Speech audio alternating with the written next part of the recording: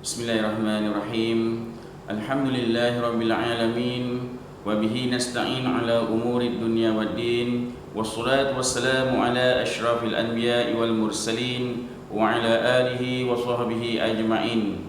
Allahumma iftah alaina hikmataka wanshur alaina min khazaini rahmatika ya arhamar rahimin.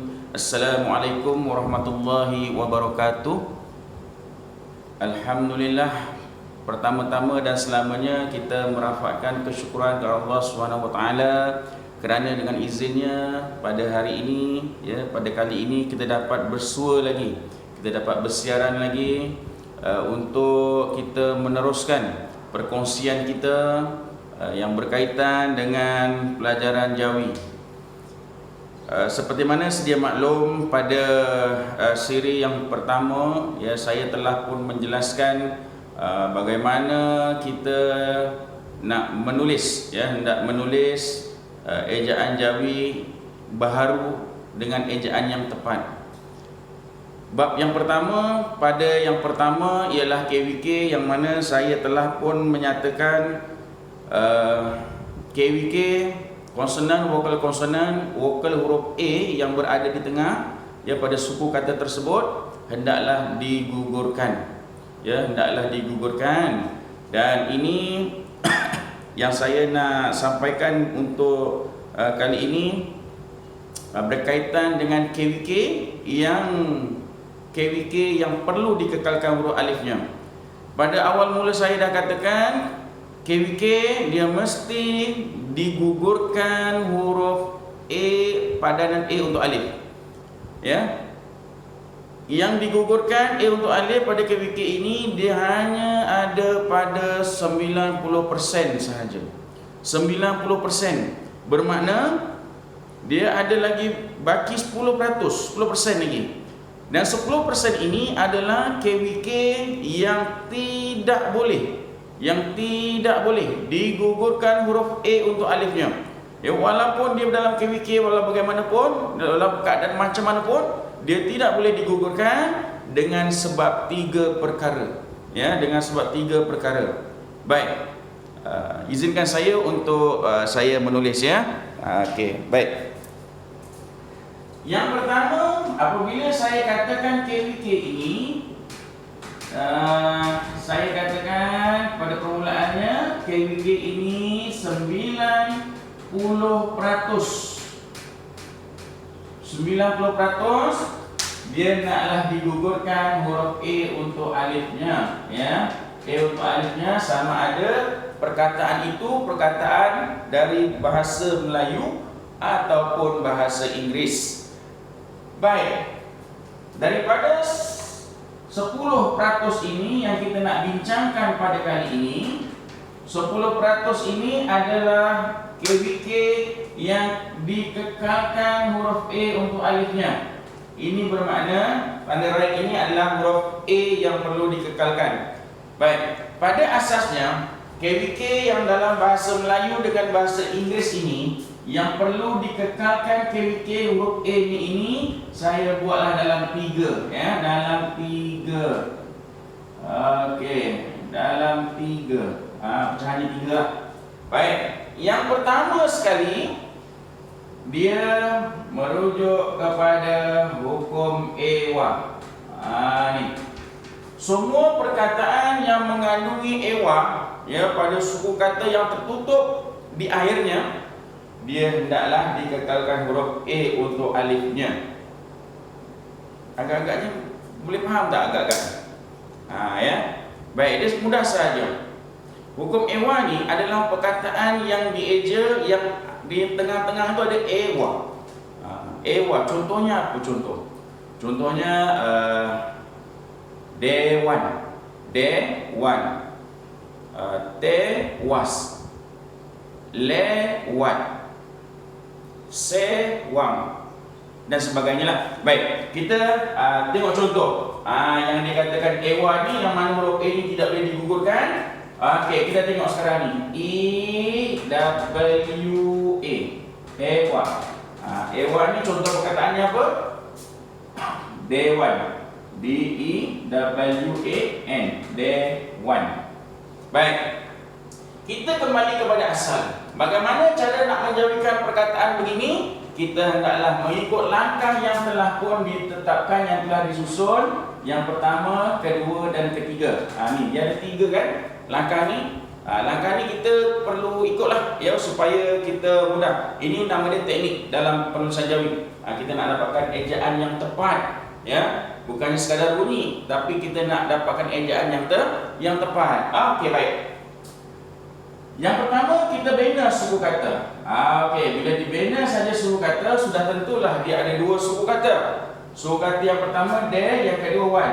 Wan ini sudah tertutup. Baik, pertama, kedua.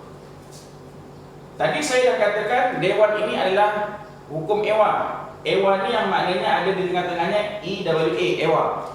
Baik. Apabila kita binakan suku kata, sudah tentulah suku kata yang kedua ini ya, bila kita lihat secara asasnya dia mengandungi KWK, iaitu huruf A di tengah vokal, N di hujung konsonan, W di awal suku kata kedua konsonan.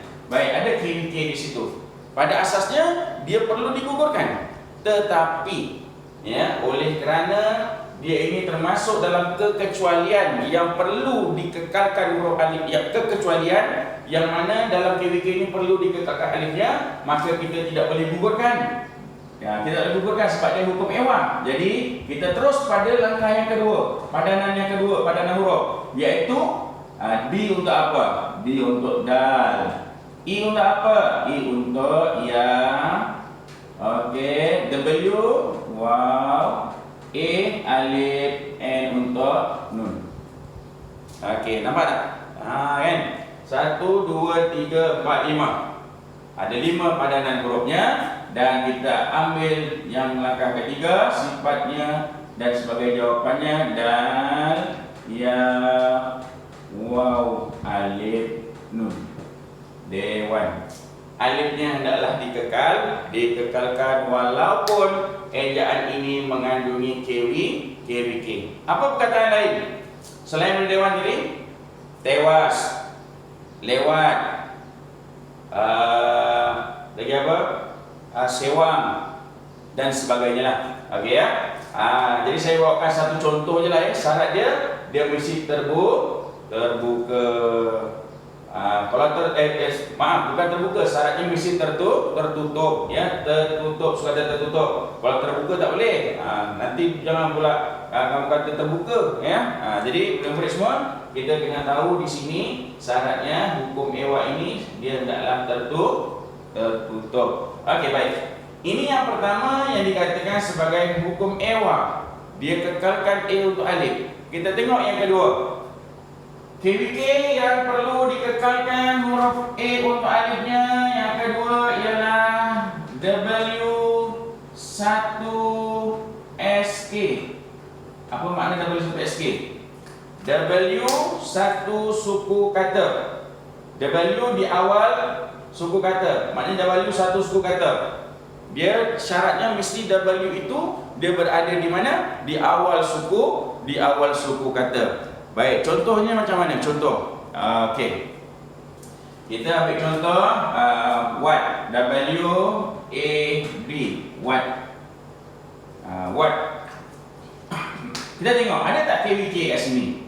Ada kan? Huruf vokal A, D konsonan, W konsonan. Ada KWK kat situ. Jadi walaupun ada KWK, dia tidak boleh digugurkan huruf A untuk alifnya kerana dia termasuk dalam 10% ini. Jadi maknanya dia kena kekal. Jadi macam mana idenya? W untuk waw, A untuk alif, D untuk dal. What? Ataupun kita nak eja apa lagi? Wang. W A N G. Wang. Ada tak KWK di sini? KWK. Ada kan? Baik, kalau ada, sepatutnya kita kena gugurkan. Tetapi dia tak boleh digugurkan sebab apa? Sebab dia ini adalah W satu suku kata yang di awal. Baik, jadi kita eja waw, alif, wang. Ada murid tanya, dia tanya apa? Ustaz, Kalau wang tu dengan bawang tu sama tak Ustaz? Sebab orang sekarang dia ramai membawang dia kata. Kalau bawang dengan wang tu, eja bawang tu ada alif ke tak ada? Okey, saya nak tanya. Kalau eja bawang tu ba alif waw alif nga ataupun ba alif waw nga sahaja? Okey. Betul jawapannya. Kalau eja bawang B A W A N G kan? Bawang. Baik, bawang ni berapa suku kata? Dia ada dua.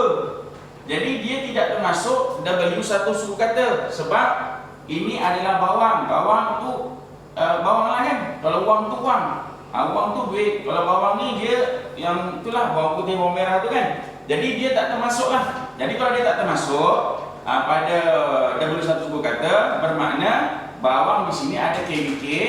E-nya ini perlu digugurkan sebab ini bawang. Ini dua suku kata. Wang ini satu suku kata. Jadi eja bawang B untuk ba, A untuk alif, W untuk waw, NG untuk nga. Gitu. Jadi eja bawang ba alif ba waw nga bawang. Ya, tak sama tau. Kalau wang yang ini dia ada alif, kalau bawang ni dia tak ada alif. Kenapa? Bezanya mudah saja. Yang kekal alif dengan syarat dia W mesti berada di awal suku kata dan satu suku kata sahaja. Okey, boleh faham tak? Okey. Alhamdulillah ya. Dan kita tengok pula yang ketiga. Yang ketiga ni W1 suku. Yang ketiga ni apa pula? Yang perlu dikekalkan huruf A untuk alifnya. Okey. Yang ketiga dengan sebab alif pembeza. Ni alif pembeza. Alif pembeza ini dia ada dalam tajuk homograf. Okey, homograf. Dalam tahun 6 dia ada tajuk ni ya. Tahun 6 dia ada tajuk homograf. Baik, homograf. Macam mana contohnya? Macam mana contoh yang dikatakan KWK ini dia huruf A yang perlu dikekalkan alifnya? Baik, saya bagi contoh lah. Contohnya apa ya? Pantas. Pantas ataupun banci. Okey, B A N C I, banci. Okey, banci. Banci. Baik, saya nak eja banci. Ya, nak eja banci. Saya pun buatlah dia punya suku kata sebagai langkah yang pertama. Okey, banci. Ada berapa suku kata? Ada dua kan? Ban. Ada tak KWK? Ada. Ada KWK. Pada asasnya banci ini kalau kita tengok KWK dia perlu digugurkan. Tetapi ya dalam tajuk homograf alif pembeza ini kita tengok pula pada ayat. Contohlah ya.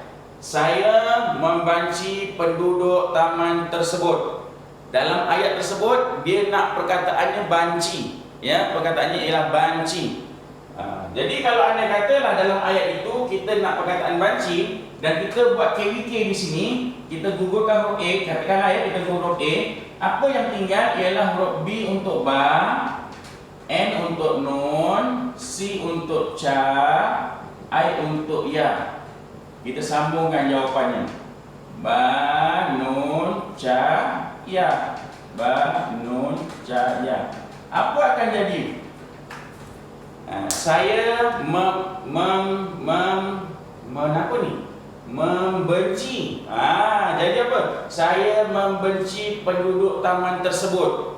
Asalnya nak kata banci, tapi bila gugur alifnya jadi benci. Jadi oleh kerana dia nak dapatkan ejaan itu adalah perkataan banci, maka apa yang perlu kita buat? Kita hendaklah kekalkan huruf A untuk alif ini. Inilah yang dikatakan sebagai huruf alif pembeza. Baik, alif ya. A untuk alif kena kekalkan. Jadi eja banci ba alif nun ca caya. Begini ya banci.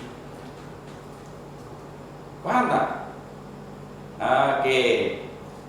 Saya bagi contoh yang kedua. Ni apa ya, hampas, hempas, kampung, kempung ataupun ni dia kancing. Kancing. Tahu apa tu makna kancing? Kancing tu kancing. Kancing tu macam kita pakai samping tu, kita akan kancingkan dia kan. Okey, kancing. Kita nak perkataannya ialah kancing, iaitu contoh perkataan dia kata apa? Contoh ayat, saya memakai samping yang dikancing. Ya. Saya memakai samping yang dikancing. Baik, kancing. Kalau saya gugurkan huruf A ni, bila kita bina suruh kata dari kan ada cing. Itu maknanya kalau kita gugurkan, apa akan jadi? Kaf, nun, ca, ya, nga. Apa tu? Apa bunyinya ni? Bunyi jadi kencing. Nak eja kancing kok jadi kencing. Jadi kalau kita nak ejaan kancing ni biar dia betul-betul bunyi kancing macam mana? Kita kena letakkan alif pembel, kita kena kekalkan alifnya, ya, maknanya dia ni KVK. Tetapi KVK yang tidak boleh digugurkan huruf A untuk alifnya, dia kena kekal sebab ini adalah alif pembeza. Jadi eja kancing, kaf, alif, nun, ca, ya, nge. Ini pada huruf dia. Jadi eja kancing, kita kekalkan alifnya. Nampak tak tuan saya ya? InsyaAllah nampak lah ya. Kaf, nun, ca, ya, nge, kancing. Okey, dah tak jadi kencing dah. Jadi kancing. Jadi saya memakai samping yang dikancing. Okey, jelas tak jelas kat sini? Jadi saya nak jelaskan semula kepada anak murid semua, ya. Dalam tajuk ini, ya, W satu suku kata, hukum ewa juga alif pembeza ini merupakan 10%, ya. Saya mudahnya cakap ini adalah 10% yang mana KVK-nya ini perlu dikekalkan alifnya, ya. Kalau kita nak sambung lagi sebenarnya ada lagi satu. Apa dia? Contohnya ialah ejaan dalam bahasa Arab, ya. Oleh kerana hari ini kita hanya berbincang tentang bahasa Melayu dan bahasa Inggeris, maka bahasa Arab kita tidak masukkan, ya. Bahasa Arab juga tidak boleh menggunakan kaedah KVK, tak boleh. Langsung tak boleh, ya. Sebab dia menggunakan kaedah baris, ya. Kaedah baris bahasa Arab ni digunakan kaedah baris. Kalau bahasa Melayu dengan bahasa Inggeris ni dia menggunakan padanan huruf. Padanan huruf, ya, untuk bahasa Melayu and English only. Alright. Okey, jadi murid-murid semua, inilah dia kita punya perkongsian untuk tajuk KVK ini. Jadi insyaAllah kita akan jumpa lagi pada slot yang seterusnya, iaitu kita akan teruskan kepada ejaan 3 suku kata, gugurkan A untuk alif yang gugurnya di awal, ya. KVK huruf A nya gugur di tengah, ya. 90% sahaja dan 10% lagi dikekalkan. Yang dikekalkan yang baru saja kita kongsikan pada hari ini. Jadi itu sahaja. Sekian. Assalamualaikum warahmatullahi wabarakatuh, dan kita jumpa lagi insya-Allah.